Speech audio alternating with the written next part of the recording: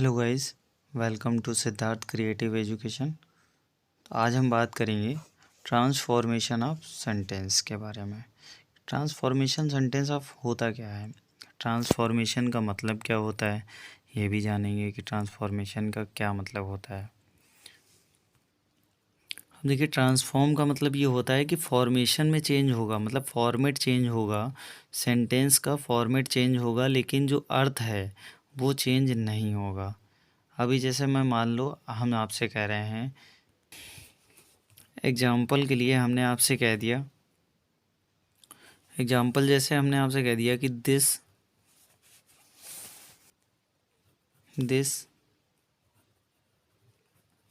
Book is difficult. मान लीजिए difficult, this book is difficult. तो आप अगर जैसे इसका ट्रांसफॉर्मेशन करेंगे तो आपने एक बार ये लिख दिया कि this book is not easy. इसका मतलब क्या हुआ, पहले का मतलब हुआ कि दिस बुक इज़ डिफ़िकल्ट, मतलब ये जो पुस्तक है ये बहुत कठिन है। दूसरे में कह रहे हो आप कि this book is not easy, मतलब पढ़ने में आसान नहीं है, मतलब कठिन है इसलिए पढ़ने में आसान नहीं है। बात वही कही है हमने, लेकिन थोड़ा सा चेंज कर दिया, बस वर्डिंग चेंज कर दी, सेंटेंस की ग्रामेटिकल चेंजमेंट हुआ है, लेकिन अगर अर्थ की बात करें तो अर्थ में कोई चेंजमेंट नहीं हुआ है। तो अब हम आपको बताएं कि एडवर्ब क्या होता है। एडवर्ब, दूसरा है एडजेक्टिव क्या होता है। एडजेक्टिव क्या होता है, अब मान लीजिए एडवर्ब का मतलब होता है जो वर्ब की विशेषता बताए। क्या बताए, वर्ब की क्वालिटी बताए। क्या बताए, वर्ब की क्वालिटी बताए। एडजेक्टिव क्या होता है, नाउन या प्रोनाउन, नाउन या प्रोनाउन की क्वालिटी बताए, नाउन या प्रोनाउन की क्वालिटी बताए। आपने देखा होगा कि जो एडवर्ब होता है, एडवर्ब टू लगा रहता है, ठीक है, ट्रांसफॉर्मेशन में मोस्टली आप देखते होंगे। और जो इन्फिनेटिव होता है, infinitive, infinitive T O single O को बोलते हैं, टी डबल ओ को बोलते हैं एडवर्ब, टी ओ को बोलते हैं सिंगल इन्फिनेटिव। अब एडजेक्टिव की बात कर लेते हैं। जैसे मान लीजिए एक एग्जांपल हम लेके समझते हैं। एग्जांपल है he is too old to run, मतलब वो है बूढ़ा है दौड़। तो इसका मतलब क्या हुआ कि वह दौड़ने के लिए बहुत बूढ़ा है, मतलब कोई भी, उसका मतलब क्या हुआ कि वह दौड़ने के लिए बहुत बूढ़ा है, ठीक है। तो इसमें जो ये ही है, ही, ये हो गया सब्जेक्ट आपका, इस क्या हो गया, ये आपकी हो गई वर्ब, ये टू जिसकी हम बात कर रहे थे, तो ये टू मैंने क्या बताया, ये क्या हो गया एडवर्ब, क्या हो गया एडवर्ब। ओल्ड, ये ओल्ड आपका, ओल्ड क्या हो गया एडजेक्टिव, क्या हो गया एडजेक्टिव। और आपका रन, वो तो मान लीजिए ऑब्जेक्ट ही, ऑब्जेक्ट है। जब कभी आपको ऐसा फॉर्मेट दिखे कि ये एडवर्ब के बाद क्या दिया हो, एडजेक्टिव दिया हो, एडवर्ब टू के बाद अगर एडजेक्टिव दिया है और उसके आगे अगर टू दिया है, ठीक है, तो ये टू क्या हो गया, इस टू को हमने क्या बताया आपको, ये हो गया इन्फिनिटिव, ठीक है, इन्फिनेटिव। ये क्या हो गया इन्फिनेटिव। जब कभी ऐसा दिया हो तो ये टू जो है सो में चेंज हो जाएगा, और इसके बाद क्या आ जाएगा एडजेक्टिव, क्या आ जाएगा एडजेक्टिव आ जाएगा। इस टू को हमने किस में चेंज कर दिया, सो में चेंज कर दिया, उसके बाद आ जाएगा एडजेक्टिव। और एडजेक्टिव के बाद आ जाएगा दैट, कंजक्शन लगा देंगे दैट, और दैट के बाद यहाँ पे आएगा, अब यहाँ पे क्या आएगा सब्जेक्ट आएगा। सब्जेक्ट जो भी हो, फर्स्ट क्लाउज सेकंड क्लाउज, अब इसमें दो क्लाउज होती है, एक मेन क्लाउज होती है और एक सबऑर्डिनेट क्लाउज होती है, क्योंकि जब हम ट्रांसफॉर्मेशन करते हैं तो इसमें दो क्लाउज बनती हैं, एक मेन क्लाउज, एक मेन क्लाउज होती है, एक मेन क्लाउज, ठीक है। एक मेन क्लाउज हो गई आपकी, एक आपकी हो गई सबऑर्डिनेट, सबऑर्डिनेट क्लाउज, ठीक है। तो जो मेन क्लाउज होएगी, ठीक है, उसका जो मेन क्लाउज का जो सब्जेक्ट होगा वही सब्जेक्ट उसी के अकॉर्डिंग यहाँ पे सब्जेक्टिव केस रखेंगे। अभी हम आपको एग्जांपल अभी समझाएंगे, उसके बाद आप क्या कर देंगे, कैन नॉट, और उसके बाद जो बचता है ऑब्जेक्ट, ये आपका फॉर्मूला बनता है। अभी एक आप समझ लीजिए, आगे आपको हम बहुत आसानी से समझ में आ जाएगा। जैसे मान लीजिए हमने लिखा था he is too old to run, जैसे मान लीजिए he is too old to run. आप धीरे धीरे समझते जाएंगे, आपको बहुत अच्छे से समझा देंगे कि कैसे हमको ट्रांसफॉर्मेशन करना है।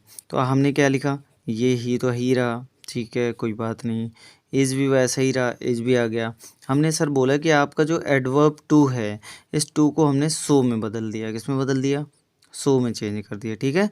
तो ही इज़ सो ओल्ड, इसके बाद मैंने बोला क्या कि एडजेक्टिव आएगा।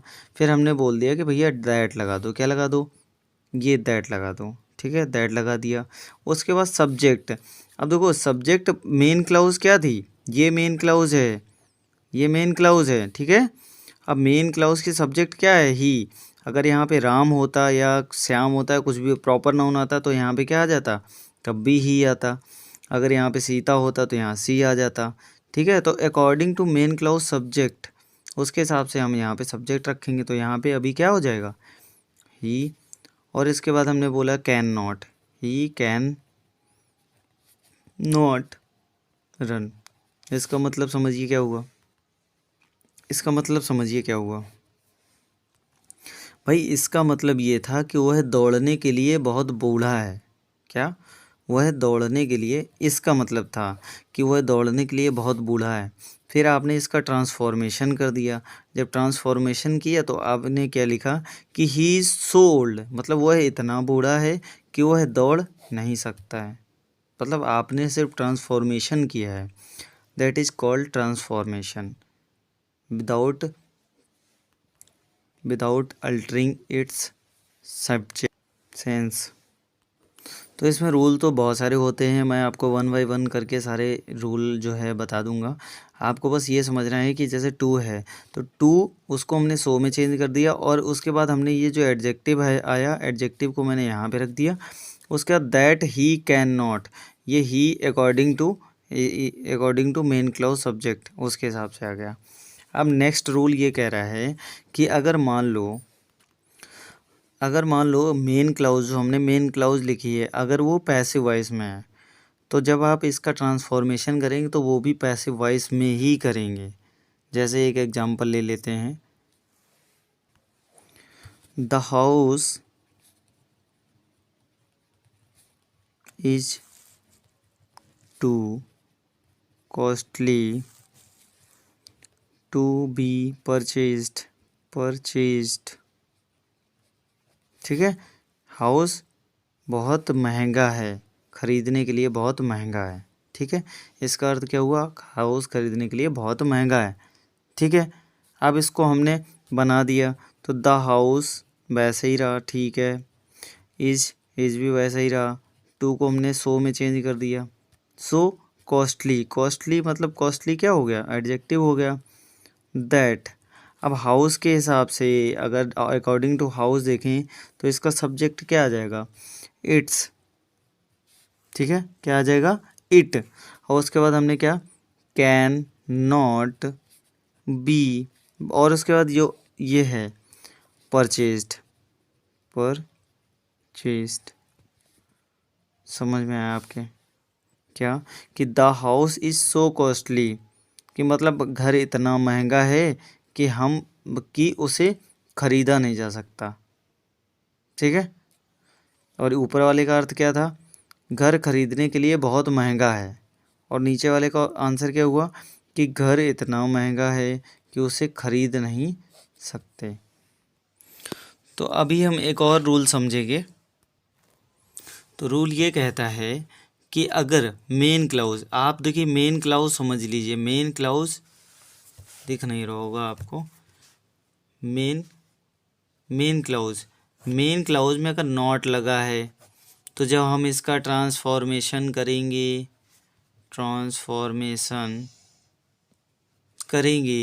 तो ये नॉट चेंज हो जाएगा। हम नॉट को ट्रांसफॉर्मेशन के बाद नहीं लिखेंगे, बात समझिए। अगर नॉट दिया है तो नॉट नहीं लिखेंगे, अगर नहीं दिया है तो नॉट लगाएंगे। इसका मतलब क्या हुआ कि हम जब चेंज कर रहे हैं, अफर्मेटिव से निगेटिव कर रहे हैं, निगेटिव से इंट्रोगेटिव करेंगे, जो भी है सिंपल से कॉम्प्लेक्स में करेंगे। सिंपल से कॉम्प्लेक्स सेंटेंस जो अभी हम रीड कर रहे हैं, ये अभी सिंपल सेंटेंस है, सिंपल अफर्मेटिव सेंटेंस है। इसको जब हम किस में चेंज करेंगे, कॉम्प्लेक्स सेंटेंस में चेंज करेंगे।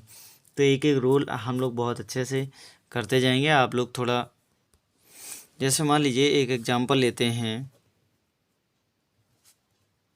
ही is to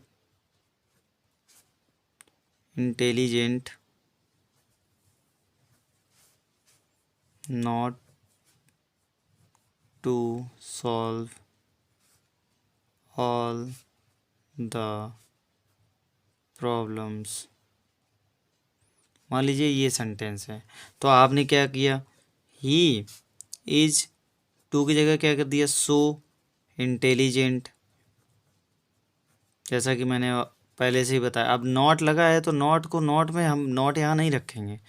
he is so intelligent that, हमने क्या लगा दिया इसके बाद, दैट लगा दिया। मैंने रूल आपको बता ही दिया, दैट लगा दिया।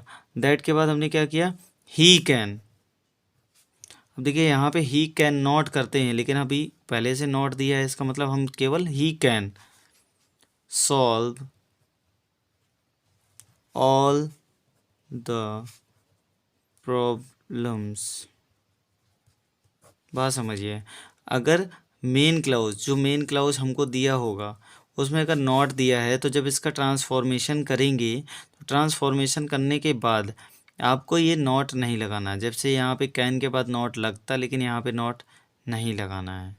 इसी तरीके से जैसा मान लीजिए, अब कभी ऐसा दे रखा होगा आपसे कि द, दिख रहा है आप लोगों को, the tree is too high for me to climb. अब मान लीजिए ये आपको दे रखा है, अब यहाँ पे टू नहीं दे रखा है, इन्फिनेटिव नहीं दे रखा है, यहाँ पे क्या दे रखा है, पसेजिव केस दे रखा है। क्या दे रखा है, पसेजिव केस दे रखा है। अब पसेजिव केस आपको प्रोनाउन जब आप पढ़ेंगे तो आपको समझ में आएगा पसेजिव केस क्या होता है। तो अभी आपने इस टू के बाद इन्फिनेटिव टू लगा नहीं देखा, तो आप क्या करेंगे, कोई बात नहीं sir, the tree is so, अब सो क्या होगा, हाई होगा, सो हाई दैट। अब ये फॉर मी किस में चेंज हो जाएगा, अब यहाँ ट्री के हिसाब से नहीं आएगा, अब यहाँ फॉर मी किस में चेंज हो जाएगा, आई कैन नॉट क्लाइंब।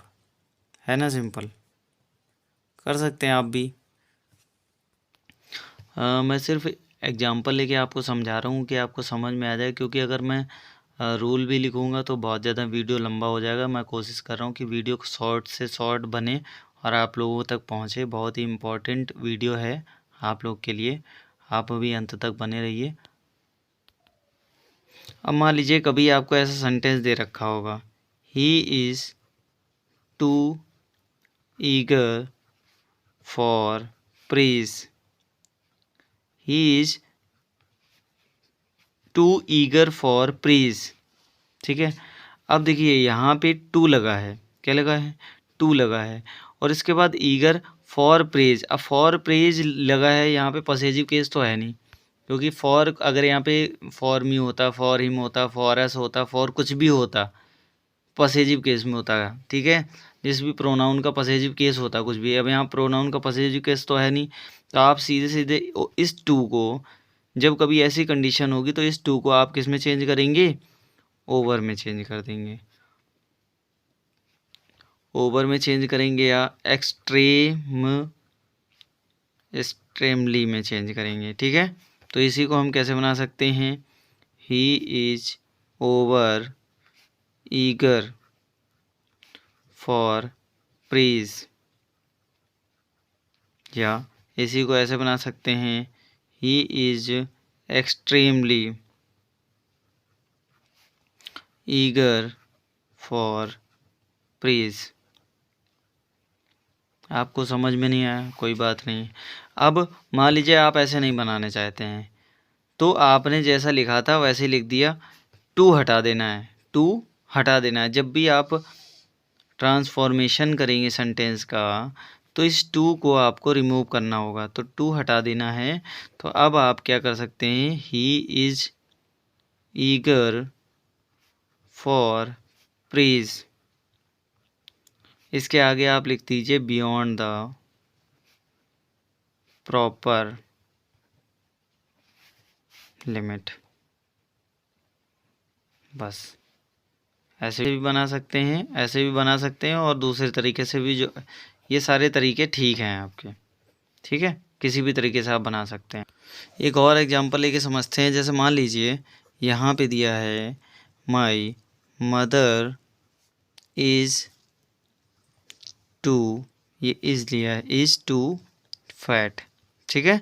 तो इज़ टू फैट, मेरी माँ बहुत मोटी हैं। आपने क्या कहा, मेरी मदर जो है बहुत ज़्यादा मोटी हैं, ठीक है। तो इसका कैसे बनाएंगे, माई मदर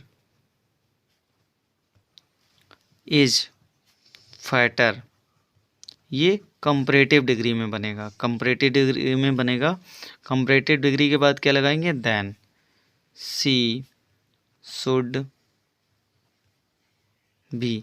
अच्छा, इसका मतलब क्या हुआ कि मेरी माँ उतनी मोटी हैं जितनी वह हो सकती हैं, और आपने पहले क्या बोला कि मेरी माँ मोटी हैं, फिर आपने बोला कि मेरी माँ उतनी मोटी हैं जितनी वे हो सकती हैं। समझ गई।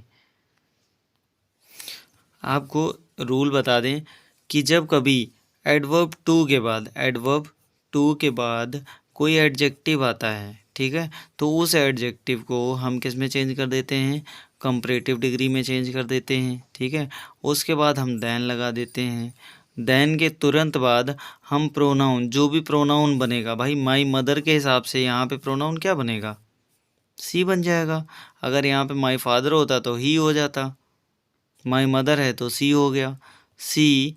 उसके बाद हम क्या लगाएंगे, शुड बी या शुड हैव बीन। अब according to subject, according to main clause के हिसाब से ही बनाएंगे। ये बात आपको समझ में आई। तो आज के वीडियो में बस इतना ही। अगर आपको कोई क्वेश्चन में क्वेरी आती है तो आप हमें भेज सकते हैं, आप हमारे कमेंट बॉक्स में भेज सकते हैं। इसी तरह आप बने रहिए हमारे साथ। बहुत मुश्किल से मैं वीडियो बना पाता हूँ, क्योंकि एक हैंड से लिखता हूँ और एक हैंड से मुझे फ़ोन पकड़ के बनाता हूँ। मेरे पास स्टैंड भी नहीं है कि मैं कैसे भी करके बना दूँ, लेकिन जैसे भी है मैं आप लोग के लिए मैनेज करके वीडियो बनाता हूँ। तो आपका सपोर्ट बना रहना चाहिए, और आप इस वीडियो को ज़्यादा से ज़्यादा शेयर करें, ताकि ज़्यादा से ज़्यादा लोगों तक ये वीडियो पहुँचे, और उनकी कोई भी क्वेरी हो। कुछ ऐसे भी बच्चे हैं जो नहीं पढ़ पाते हैं, मान लीजिए किसी के पास रिसोर्सेज इतने अच्छे नहीं हैं जो पढ़ पाएँ। अब मान लीजिए वो कहीं से पढ़ रहा है, भाई कोचिंग नहीं पढ़ पा रहा है, और गलती से कहीं उसके पास फ़ोन है, तो वो फ़ोन से पढ़ लेगा। तो आप ऐसे बच्चों का सपोर्ट करें, आप खुद भी पढ़ें और दूसरों को भी मोटिवेट करें कि वो भी पढ़ें। और 2023 के इस जो 12th के एग्ज़ाम होने हैं, उसमें बहुत ही इम्पोर्टेंट है, 2 नंबर का आता है, आपके लिए बहुत ही इम्पोर्टेंट वीडियो है, इसलिए इसको लाइक करें, सब्सक्राइब करें। बहुत कुछ पाने की हो आस आस, कोई अरमा हो जो खास खास आशाएं, हर कोशिश में हो बार